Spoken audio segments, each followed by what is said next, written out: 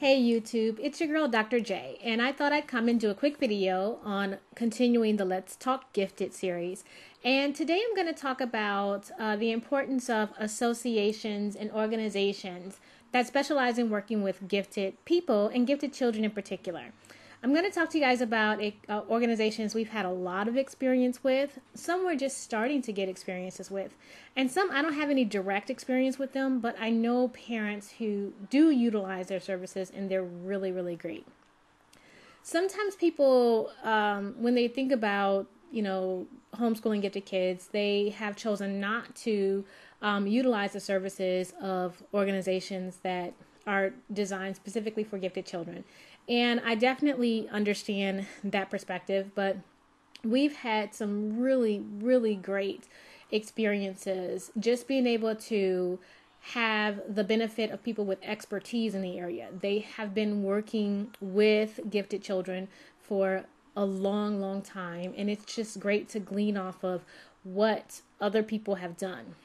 The other thing is that the further your children are on the gifted spectrum, the more kind of unique their needs are. And you're not going to find things that are kind of mainstream education topics, mainstream even kind of parenting topics that are going to address those very unique needs that you tend to find as your kids go along the gifted continuum. So we've had some really great experiences with the organizations that we work with and some that we're just starting to work with. So let me talk about some organizations that we've had a lot of experience with. I really love the Gifted Homeschoolers Forum. I'll put a link to the forum in the discussion box sometime soon. But the forum is great because it is this one place on the web where everything is about how to meet the needs of your gifted child in a homeschool setting. And that's just wonderful. They also have classes that you can take. I think they start at around the middle school area. So when your child is working kind of at that middle school level and above, they have some really, really great classes for kids to take. We have not utilized their classes yet, but I've heard amazing things about them. But the information on the website is just chock full. They have a lot of people that blog and vlog about it.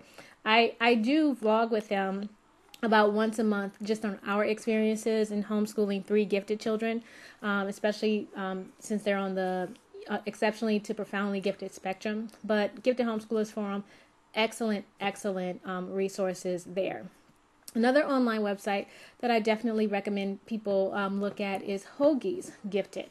They don't specialize specifically in homeschool children, but they have just great information about gifted children in general. And they do have some articles about children that are homeschooled and how to get more information. So those are really good. Another organization we have been loving is Mensa. All 3 of my kids are members of Mensa, and we really love being a part of the Mensa family for a couple of reasons.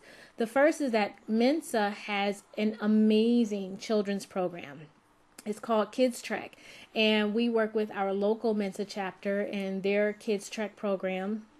They provide a monthly workshop, and they do things like physics and architecture, and they host an inventors contest every year. It's just absolutely amazing. And then for the Mensa annual conference, they have a lot of activities that are geared just for children. Another thing that's great is that Mensa has an entire website dedicated just for their kid members, and there's fun games and challenges. They have a book reading challenge. They have lots of just information, and it's a place for kids to just go out and be around kids that kind of think in their quirky way just like them.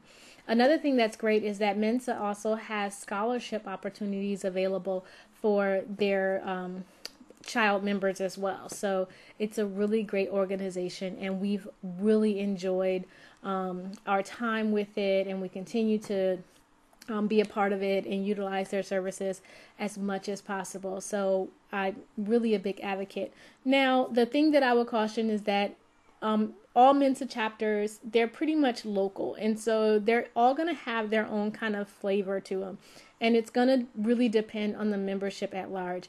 We have an amazing kids track coordinator in our area. So it's just kind of the luck of the draw that she is just stellar. And I mean, she's so dedicated to children. She was a school teacher for I think 30 years, and she has been the head of our kids check program for probably about that long. So she is just dynamite. And so it's really going to depend on who's in that position for your local area as far as how active it will be or not. Another organization that we're just now starting to get acclimated with is Davidson's Young Scholars Program. Davidson's, they wrote the book Genius Denied, and they created an organization strictly for profoundly gifted children. So in order to become a part of the organization, children have to fill out an application, and they need to be in that 99.9th percentile. And so my eldest was just accepted into the program. To get into the program, you're going to need to supply 2 of 3 sources. It's going to be an IQ score, an achievement score, and the IQ score has to show that they're in the 99.9th percentile. Or you can do an achievement score. An achievement score has to show that they're working at least 2 to 3 grade levels above their age grade. Or and then the third area is providing a portfolio of the work that they've done. And so you have to submit 2 of those 3 areas, and you have to meet all the requirements. But it is a phenomenal program. The program is free. Once your child gets accepted into the program, their services are free. They have education coordinators. They have advocates who will work with you if your child is in a traditional school setting. They give advice on what to do with your child, whether you're going to be looking at subject acceleration, grade acceleration, radical acceleration, early college. They have people who have been through the system. They know how the system works, so they can tell you what sort of things are going to be a good fit for your child and what are some things that maybe you want to take a different route. They are great resources for just what are some things that are available throughout the nation that are going to be really good fits for profoundly gifted children. I love it because even as much as I research, there's going to be things that I can miss. And I love just getting the expertise of people who have been there and done that for a really long time. It makes sense to just go and listen and glean from people who know what they're talking about and know what they're doing. And that's one of the things that I really like about the program. Another thing that's really cool is they have, for the young scholars, they have a summer camp 1 week every summer. You get to go down, the youth get to go down to their headquarters in Nevada and spend a week together doing some amazing advanced courses and different things like that, and just getting to know each other. They also have Listservs and other things that let you meet people who also have children who are local to your area and different things like that. So it's great. It's very hard to get into, I'm not gonna lie. When you think of that profoundly gifted range, that's only going to be about 1% of the population, and so they don't have a lot of kids that are in it. I think in their history, I think I've been looking at it, and they have about 3,000 kids kind of total that have been through the program or are currently a part of the program. So you're not going to, their goal has not been to be big, it's been to meet the needs of this very unique subset of children. And that's going to be those children that fall into the profoundly gifted area. So we're really excited to have an opportunity to start working with them and seeing what they have to say and how they would guide us and give me advice when it comes to homeschooling mine. Another organization that we're just now getting the opportunity to work with is the Duke TIP program. And generally, wherever you are regionally, there's going to be an organization that's like the Duke TIP program. And for the Duke TIP program, they are looking at children who are in that fourth, fifth, and sixth age grade level. And at that level, if they have qualifying scores, they can be a part of the Duke Tip program. They get to do things like sit for the Explore test, which is an early opportunity for kids to see how they will do on things like the PSAT, SAT, that sort of stuff. So that Explore test is going to be a great kind of way to gauge where your child is truly working at, and also give them an opportunity to compete for scholarships and achievement and recognition. And so that's great for building that portfolio, because a lot of times when you have children that are on the gifted spectrum, especially at that exceptionally to profoundly gifted range, you're going to be doing a lot of portfolio work, because a lot of times they have great acceleration, sometimes radical acceleration. And so people don't want to just see a transcript and say, okay, you've done X, Y, and Z. They really want to see a portfolio of the work that you've done and what you've accomplished. And so being able to do unsealing test and competitive testing and competitive science fairs and that sort of stuff, it's just going to be a great opportunity. Another thing that the Duke Tip program provides is online classes, summer camps, and summer institutes for the kids to get together. A lot of times there's going to be local meetups in your area. And so it's just about getting to know what they offer. And like I said, that's regional. That's going to be more for that southern region. But wherever you are in the country, there's going to be a program that's like the Duke Tip program that's going to be regional, generally depending on, what state you're in. That'll say how much you're going to have to travel and stuff like that. But I definitely recommend checking it out. And it's great because you don't have to do radical acceleration in order for your child to have these really deep and meaningful learning experiences. And getting your child active in organizations that specialize in working with gifted children really allows for that to happen, where they can stay in their grade levels or just be accelerated maybe 1 or 2 grades, but still get really deep, really meaningful, really rich learning experiences and opportunities to do different competitions. And even if it's not so much just competitions, just having an opportunity to do work in a lot of different areas. I know a lot of things like Mensa, what they do is they have sections on where kids can submit poems and stories and different things like that. And so you get all these quirky kids who maybe they don't fit really well in their school or even their homeschool co-op or in their homeschool community, but they can still find their tribe. So that's really great. Another thing that you might want to look into for your area are Saturday schools. I know we've had experience with a Saturday school at Georgia State when we were in that area, and it was amazing. My son's, my eldest started it when he was 4 years old, and that's where he got to take all these really challenging, really amazing courses. And your first semester participating, you don't have to submit IQ scores, but they do want IQ scores after that. The reason is because the work is going to be at a pretty advanced level, and so you want to make sure that the child is ready to tackle that sort of information.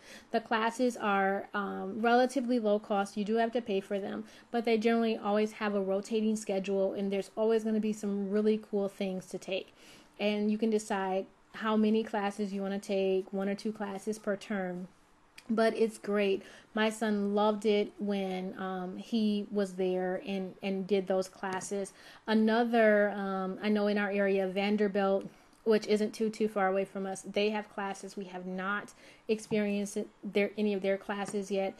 I know William and Mary College does it. I believe Johns Hopkins has a program as well. So you just want to really look around at the colleges and universities in your area and see if they have a Saturday school program. A lot of times it's going to specifically say that it's a Saturday school for gifted kids, and it's a great opportunity for your child to really get challenged in a way that's going to keep them a kid, but let them expand and exercise that mind. And it's also great because a lot of times with gifted children, it's not just this brilliant mind, but there's all these other things that come along with it. Asynchrony, having asynchronous behavior, having intensity, emotional intensity, as well as other intensities, having all these kind of quirks that come along with it. So even though they're sometimes ready for much higher level work, they may not be emotionally ready to sit into a classroom, or even in a high school. They may not be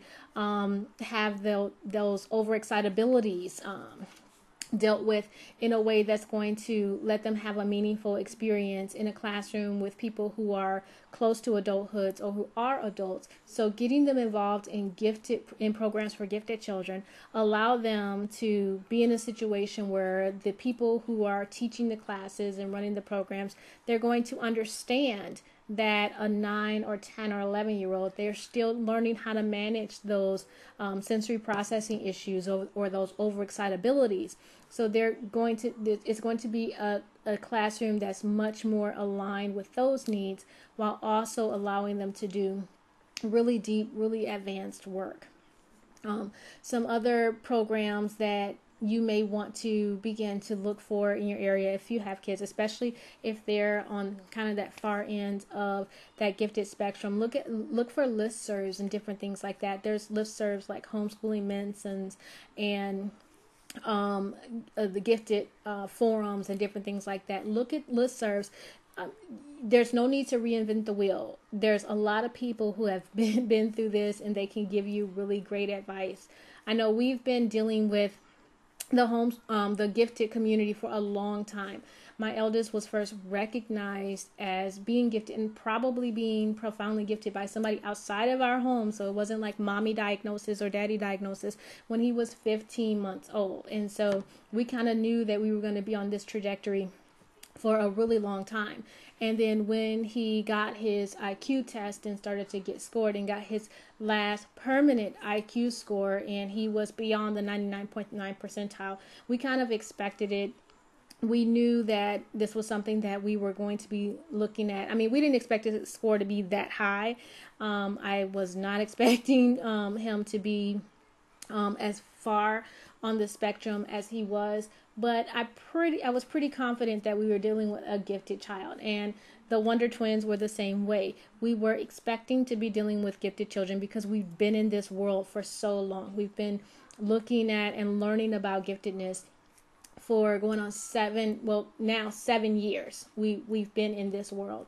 And so I knew that I was dealing with gifted children. I didn't know at all the where they were on the spectrum, or where they were on the continuum.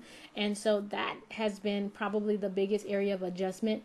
And having people who have been in this world where they deal with exceptionally gifted children and profoundly gifted children saves me so much time, so much effort, so much money, because I'm not wasting my money on curriculum that's just not going to be a fit for us. I'm not wasting a whole lot of money on opportunities that's just not going to be a good fit for us. And it's also very helpful for my children, because I can bounce things off of people who have been there and done that. And that is so rewarding. And also it allows my children to have more opportunities to find their tribe. One of the biggest things that everybody needs when you're growing up as well as adulthood is to find a place where you fit. And when you have profoundly gifted children, and they love learning and love books, and you say, what do you want for a bedtime story, and they're picking out math books and stuff like that, finding their tribe and finding where they fit can be a little bit more challenging. And so I'm a big advocate for getting involved with organizations that are going to help you meet those very unique needs of your gifted child.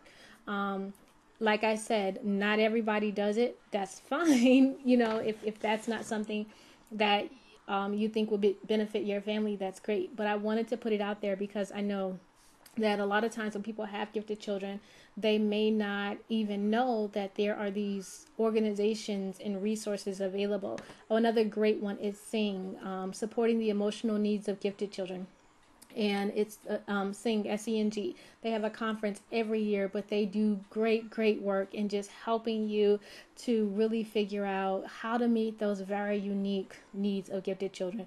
A lot of times people, say all kids are gifted, all kids are bright. No, they're not. You don't, and sometimes you don't realize it until you're dealing with a child who is dealing with things like existential depression, and how remarkably emotionally draining something like that can be. And so if you're using a curriculum that's designed for children that would be more normal on the spectrum, and you have a child who's dealing with existential depression, that can be disastrous.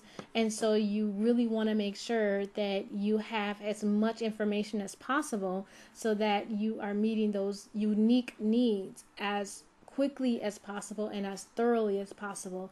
And organizations that all they do is work with gifted kids are amazing. So I hope this helps. This is Dr. J, and I'm out. Bye-bye.